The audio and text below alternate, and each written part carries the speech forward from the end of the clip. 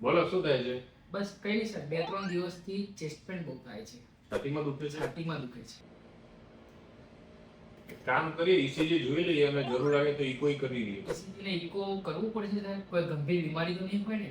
જ્યારે હું દર્દીને કહું છું કે તમારે ઇસીજી 2D ઇકો અથવા એન્જિયોગ્રાફી કરાવવાની જરૂર પડી શકે છે, ત્યારે ઘણા દર્દી તરત જ ગભરાઈ જાય છે કે ડોક્ટર એવું તો શું થઈ ગયું. પરંતુ દરેક ટેસ્ટનો અર્થ ગંભીર બીમારી હોય એવું જરૂરી નથી. ચાલો આજે સમજીએ કે આ ટેસ્ટ શા માટે અને ક્યારે કરવામાં આવે છે. નમસ્કાર, હું છું doctor Bharat, MD physician and critical care specialist. Now સૌથી પહેલા એક વાત સમજી લઈએ કે ઇસીજી, ઇકો અને એન્જિયોગ્રાફી ત્રણેય હૃદયની જ તપાસ છે, પરંતુ ત્રણેય અલગ અલગ માહિતી આપે છે. સૌથી પહેલા વાત કરીએ ઇસીજીની, તો ઇસીજી હૃદયના ઇલેક્ટ્રિકલ સિગ્નલ્સ તપાસી આપે છે, એટલે કે હૃદયના ધબકારા નિયમિત છે કે નહીં, હાર્ટ એટેકના કોઈ પ્રાથમિક સંકેતો તો નથી, તેની માહિતી આપે છે. જો દર્દીના છાતીમાં દુખાવો હોય, ધબકારા વધતા ઘટતા હોય અથવા અચાનક ચક્કર આવતા હોય, ત્યારે સામાન્ય રીતે સૌથી પહેલા ઇસીજી કરવામાં આવે છે. હવે વાત કરીએ 2D ઇકોની, તો 2D ઇકો એ હૃદયની સોનોગ્રાફી છે. આ ટેસ્ટમાં હૃદયના વાલ્વ, તેની રચના અને હૃદય લોહી કેટલી સારી રીતે પંપ કરે છે તે લાઈવ જોઈ શકાય છે. જો દર્દીને શ્વાસ ચડતો હોય અથવા પગમાં સોજો આવતો હોય અથવા હૃદયની કાર્યક્ષમતા તપાસવાની જરૂર હોય, ત્યારે 2D ઇકો કરવામાં આવે છે. હવે આપણે વાત કરીએ એન્જિયોગ્રાફીની, તો એન્જિયોગ્રાફી હૃદયની રક્ત વાહિનીઓ એટલે કે કોરોનરી આર્ટરીઝ તપાસે છે. આ ટેસ્ટ દ્વારા નળીમાં બ્લોકેજ છે કે નહીં અને છે તો કેટલું છે એ ચોક્કસ તરીકે જાણી શકાય છે. જો દર્દીને વારંવાર છાતીમાં દુખતો હોય અથવા